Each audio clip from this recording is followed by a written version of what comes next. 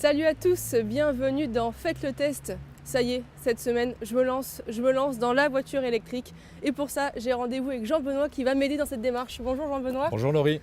Vous êtes le président de Citelec, alors expliquez-nous un petit peu ce que c'est que Citelec. Citelec est une association qui a été créée il y a presque 25 ans maintenant, qu'on a ressuscitée il y a à peu près 6-7 ans, qui comporte 60 entreprises qui vont du CEA et de Schneider ou de GEG, d'EDF jusqu'à des TPE, des PME ou des ETI.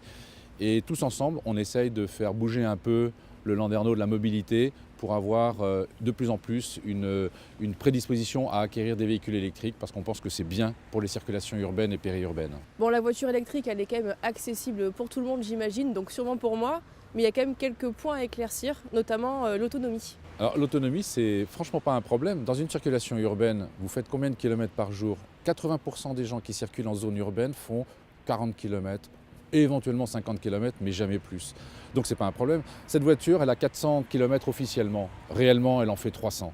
300 km, ça veut dire que si vous ne faites vraiment que de la circulation de ce type-là, vous avez besoin d'une recharge par semaine.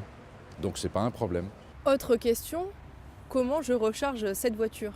Alors sur la recharge, il y a plusieurs solutions.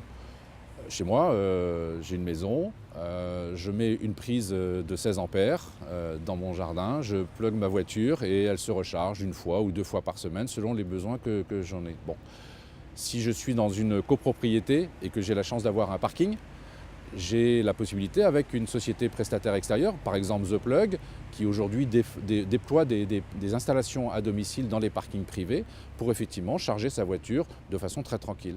La vraie problématique, c'est pour ceux qui n'ont pas de parking, qui habitent en ville et qui ne peuvent pas effectivement descendre leur rallonge de chez eux jusqu'au rez-de-chaussée.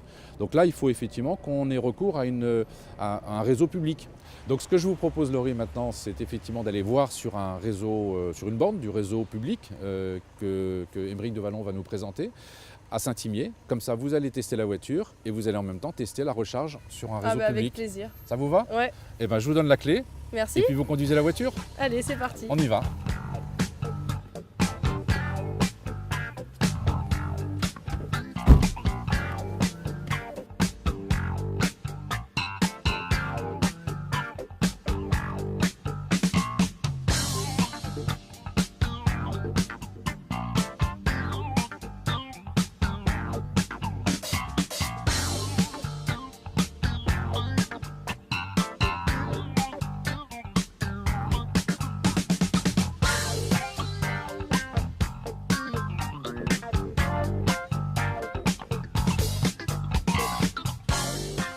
Hyper sympa en tout cas la conduite.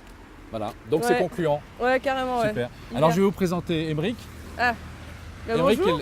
Émeric est le directeur Bonjour. général des services Enchanté. et qui va vous expliquer maintenant comment est-ce que Bonjour, l'on Benoît. fait. Bonjour Émeric. Comment est-ce qu'on fait la recharge d'une voiture Ouais. électrique sur une borne du CEDI ? Donc vous avez différents types de bornes, mais globalement c'est cette forme que vous retrouvez. Vous avez un badge d'abonné, mais si vous n'avez pas de badge, vous pouvez utiliser votre carte bleue sans contact, c'est assez simple. 2 places sur chacun des bornes. Vous sélectionnez votre emplacement, donc là je suis garé à droite. Vous appuyez tout simplement. Vous passez votre badge devant et la trappe va s'ouvrir. Vous avez une prise, donc ici le câble pour brancher votre véhicule. 2 emplacements, un que vous branchez tout simplement sur votre véhicule de cette manière. Hop. Et un second que vous allez mettre directement dans la borne. Vous fermez la trappe et votre véhicule est en charge, tout simplement. Il va charger combien de temps alors ? Alors ça va dépendre en fait de la durée de votre batterie, à combien de pourcentage elle reste. Et donc vous avez des batteries globalement quand les véhicules ont été lancés qui faisaient 100-150 km. Maintenant le standard arrive, c'est du 400 km. Donc sur des bornes rapides, vous avez 22 kW ou 50 kW pour charger grosso modo 100 km en 25 minutes ou 50 minutes selon le type de borne. Ce temps de recharge, ça coûte combien finalement ? Alors en fait, il y a 2 tarifications. Il y a une tarification sous forme d'abonnement, c'est 35 € par mois. Et vous avez une tarification au centime par kilowattheure, c'est 24 centimes d'euros du kilowattheure. Donc grosso modo, ça vous permet de recharger 100 km pour 3,50 €. Donc ces bornes, elles forment un réseau, vous le voyez sur la borne. Ce réseau e-borne, en fait, il compte près de 700 bornes sur 5 départements. Ce sont des bornes qui ont été déployées par les collectivités, principalement les syndicats d'énergie. C'est pour ça qu'ici, vous avez ces 10 membres de Citelec. Et l'important derrière, si vous avez besoin de vous recharger, vous cliquez sur les applications, directement vous savez où est localisée votre borne et vous pouvez même réserver votre emplacement 30 minutes à l'avance. En Isère, on a 130 bornes à ce jour qui sont déployées, il y en a encore d'autres qui sont à venir, ça fait à peu près une borne tous les 10 km. Eh bien, merci Émeric. Merci à vous. Bon, je crois que je vais me lancer, Jean-Benoît. Combien ça va me coûter tout ça? Pas plus cher qu'une voiture thermique, même beaucoup moins cher qu'une voiture thermique. En fait, une voiture électrique, on va dire, grosso modo, ça coûte entre 22 et 25 000 euros sur une Zoé que vous avez conduite.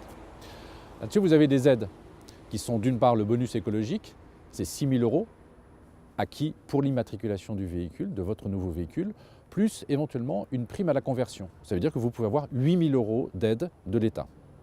Donc 25 000, si c'est 25 000, moins 8 000, voilà. Vous achetez votre voiture 17 000 euros. Et le coût de l'entretien, finalement, c'est combien?